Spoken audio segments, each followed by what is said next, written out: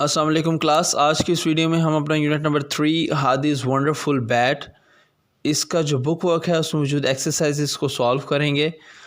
और हमारी जो फर्स्ट एक्सरसाइज है वो पेज नंबर 37 पर दी गई है और इसकी स्टेटमेंट है listen to the passage and complete the sentences. तो इस एक्सरसाइज में हमें एक पैसेज जो है वो पढ़ के सुनाया जाएगा और इन ब्लैंक्स की जगह पे जो वर्ड्स उस पैसेज में बोले जाएंगे उन वर्ड्स से हमने इन ब्लैंक्स को फिल कर लेना है। तो आप लोगों ने बहुत ही ध्यान से सुनना है। मैं इस पैसेज को रीड करने जा रहा हूँ। A cricket bat is a piece of equipment used by batsman to hit the ball in cricket.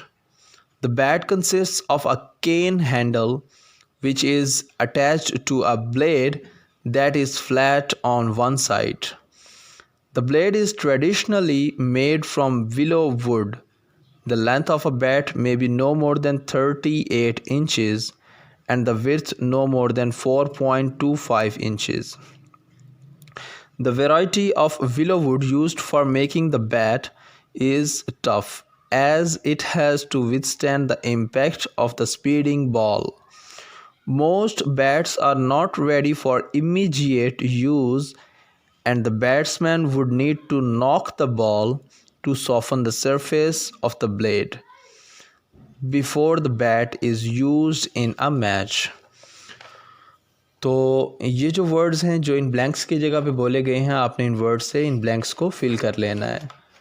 आपने 2-3 दफ़ा पर्सनल अटैम्प्ट्स के थ्रू इनको सॉल्व करने की कोशिश करनी है और अगर मज़ीद भी कोई प्रॉब्लम आ रही है तो आप यहाँ पे ये मैं एक तस्वीर शेयर कर रहा हूँ जिससे हेल्प ले सकते हैं। नेक्स्ट जो हमारी एक्सरसाइज है वो पेज नंबर 38 पर है जिसमें हमने करेक्ट स्पेलिंग्स जो हैं उनको चूज़ करना है।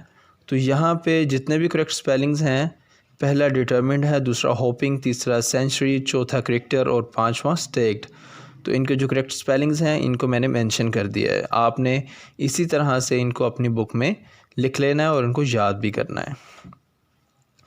नेक्स्ट जो हमारी एक्सरसाइज है उसमें हमने एंटोनिम्स जो हैं उनको अंडरलाइन करना है या मेंशन करना है। तो हमारा जो एंटोनिम होता क्या है? एंटोनिम एक्चुअली एक वर्ड के कम्प्लीटली ऑपोजिट जो वर्ड होता है उसको हम एंटोनिम कहते हैं। उर्दू में हम इसके लिए मुतज़ाद का वर्ड यूज़ करते हैं। जैसे दिन है तो उसका मुतज़ाद या उल्ट या ऑपोजिट या एंटोनिम क्या होगा? रात। ठीक है, इसी तरह यहाँ पे जो रेड कलर का वर्ड है उसका एंटोनिम हमने देखना है। तो this year our team has been assigned a major project. Major जो मेन वर्ड है, मेजर का मतलब होता है ख़ास, बहुत ही अहम। तो नीचे हमारे पास वर्ड्स दिए गए हैं बिग, माइनर और टाइनी। तो मेजर के ऑपोजिट जो सूटेबल वर्ड आ रहा है वो कौन सा है? Minor. The loss taught the boys a lesson they decided to work hard. जो हार थी उसने बॉयज़ को एक सबक सिखाया और उन्होंने मेहनत करने का फ़ैसला कर लिया। तो यहाँ पे जो लॉस है, जो हार है, उसके ऑपोजिट जो वर्ड आ रहा है वो क्या है? विक्ट्री। नेक्स्ट मूव करते हैं। We rarely go out on weekends. हम कभी कभार वीकेंड्स पर बाहर जाते हैं। तो कभी कभार के ऑपोजिट क्या आएगा? ऑलवेज़। हम हमेशा जाते हैं। Badar knew that he was weak at grammar. Badar जानता था कि वो ग्रामर में वीक है, कमज़ोर है। तो कमज़ोर का ऑपोजिट क्या होता है? स्ट्रॉन्ग। नेक्स्ट हमारे पास आ रहा है the police found a blunt object at the scene of crime. Police को क्राइम के सीन पर एक ब्लंट ऑब्जेक्ट मिली। ब्लंट ऑब्जेक्ट कोई भी ऐसी चीज़ हो सकती है जिससे आप किसी को नुकसान पहुंचा सकते हो, लेकिन वो बाकायदा तौर पर नुकसान पहुंचाने के लिए नहीं बनाई जाती। जैसे कोई हथौड़ी हो सकती है, जैसे कोई पेंसिल हो सकती है।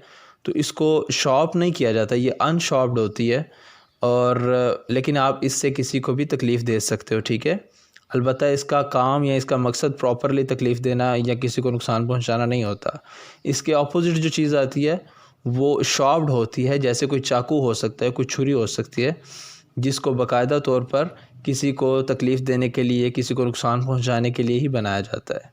ठीक है, तो यहाँ पे जो ब्लंट है ये ऐसी चीज़ है जिसको जिससे किसी को नुकसान पहुंचाया जा सकता है, अलबत्ता ये अनशॉर्प्ड होती है। तो इसके ऑपोजिट जो वर्ड है वो क्या है? शार्प। इसके बाद मूव करते हैं नेक्स्ट अपनी एक्सरसाइज की तरफ। इस एक्सरसाइज से हमें बहुत सारी चीज़ें जो हैं वो सीखने को मिलेंगी। फर्स्ट जो चीज़ है वो ये है कि नाउन क्या होता है, सेकंड पे प्रोनाउन क्या होता है, इसी तरह सब्जेक्ट क्या होता है, ऑब्जेक्ट क्या होता है, सब्जेक्ट प्रोनाउन क्या होता है और ऑब्जेक्ट प्रोनाउन क्या होता है। ठीक है, तो फर्स्ट जो नाउन है, नाउन बहुत ही सिंपल है। हमने पहली क्लासों में भी ये पढ़ा था कि किसी भी चीज़ के नाम को, किसी भी जगह के नाम को हम क्या कहते हैं, नाउन कहते हैं। तो हमारे पास यहाँ पे जो सेंटेंस दिया गया है इस एक्सरसाइज में, जो थर्ड लाइन पे लिखा हुआ है ये क्या है, mister Iqbal gave Hadi a bat. तो इस सेंटेंस के अंदर हमारे पास दो नाउन्स हैं, एक मिस्टर इकबाल है और दूसरा हादी है। ठीक है, प्रोनाउन क्या होता है, जो कि इन नाउन्स की जगह पे यूज़ किया जाता है। ठीक है, जैसे कि हम अगर आगे मूव करें तो हमें पता चलता है कि आगे क्या लिखा हुआ है, ही थैंक्ड हिम। तो यहाँ पे जो ही है वो किसके लिए यूज़ किया गया है, हादी के लिए, जिसने शुक्रिया अदा किया। थैंक्ड हिम किसका शुक्रिया अदा किया, मिस्टर इकबाल का। तो यहाँ पे हम देख रहे हैं कि ही जो है वो हादी की जगह पे यूज़ हुआ है और हिम जो है वो मिस्टर इकबाल की जगह पे यूज़ हुआ है। ठीक है, तो मिस्टर इकबाल और हादी जो है ये नाउन है और ही और हिम जो है ये प्रोनाउंस हैं। अब आगे जो है वो हम चीज़ डिस्कस कर लेते हैं, सब्जेक्ट क्या होता है और ऑब्जेक्ट क्या होता है। सब्जेक्ट हर उस चीज़ को या हर उस इंसान को कहते हैं जो कोई भी एक्शन परफॉर्म करते हैं। ठीक है, और जो कोई उस एक्शन को रिसीव करते हैं उसको हम ऑब्जेक्ट कहते हैं। जैसे हमारे पास अगर हम इसी एग्जांपल को देखें तो हमारे पास दिया गया है mister Iqbal gave Hadi a bat.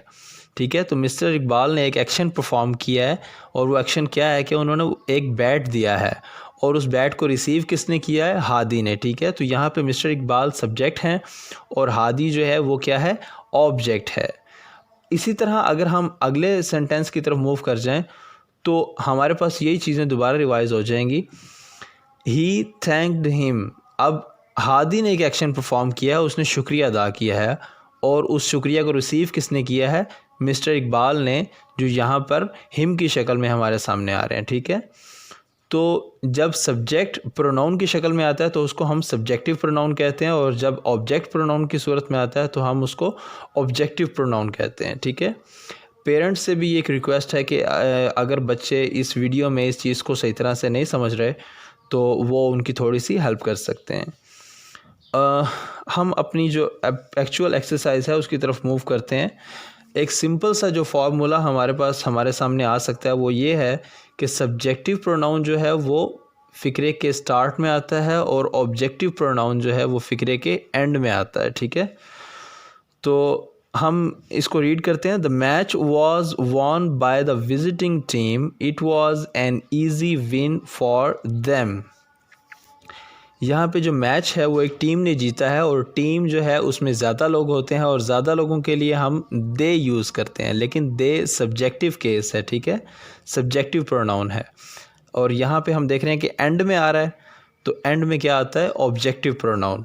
तो यहाँ पे हम दे का ऑब्जेक्टिव प्रोनाउन लगाएंगे और वो क्या है, देम। ठीक है, स्टार्ट में आएगा तो सब्जेक्टिव, एंड में आएगा तो ऑब्जेक्टिव।